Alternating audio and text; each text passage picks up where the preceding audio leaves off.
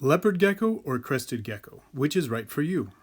Leopard and crested geckos can both make great pets, even for someone completely new to reptile keeping.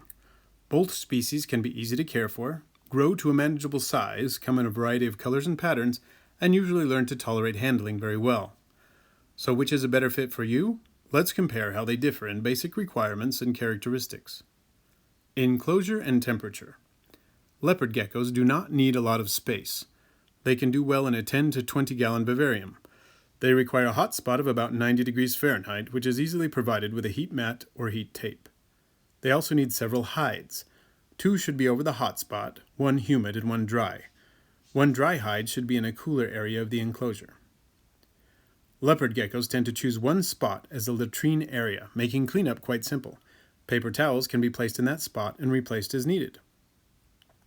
Crested geckos need more space than leopard geckos, and vertical space is most important, as they are climbers. A tall vivarium that is 12 by 12 by 18 inches is sufficient, although a larger vivarium, like this 18 by 18 by 24 enclosure, is appreciated. Branches and other climbing surfaces, both vertical and horizontal, should be provided. Crested geckos need more humid surroundings than leopard geckos. Daily misting is a good way to accomplish this. Cresties thrive at room temperature, so supplemental heat is usually unnecessary. In fact, temperatures above 85 Fahrenheit can be dangerous for cresties. Unlike leopard geckos, crested geckos will not choose a particular latrine area. They just go whenever and wherever. Paper towels make an easily replaced substrate that will also help retain humidity. However, if you choose a properly set up bioactive substrate, isopods and springtails will help keep the enclosure clean, minimizing your cleaning chores. Feeding. Leopard geckos are insect eaters. They will thrive on a staple diet of live mealworms, crickets, or both, along with a calcium and vitamin D3 supplement. Both mealworms and crickets are widely available in pet stores. An adult leopard gecko needs about 6 adult crickets 2 to 3 times per week. Younger geckos should eat more frequently, and you should use appropriately sized crickets. Purchasing live insects every week can get expensive, so you may want to look into raising your own. Crested geckos can be much easier to feed than leopard geckos. They can thrive on nothing but a good crested gecko diet powder. There are several high-quality brands available. These are typically mixed with water and left in the enclosure for 36 to 48 hours. However, many crested geckos will eat insects if offered.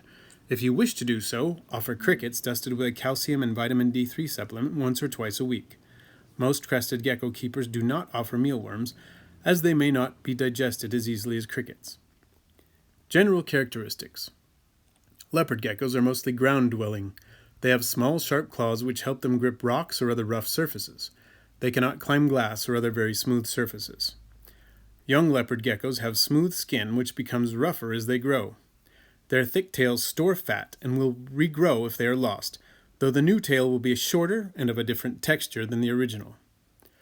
Crested geckos are climbers. They can also leap. They have small claws as well as large flat toes with special pads called lamellae. The latter help them climb smooth surfaces such as glass. The skin of a crested gecko features very small, smooth scales throughout its life. Their skin has an almost velvety feel to it.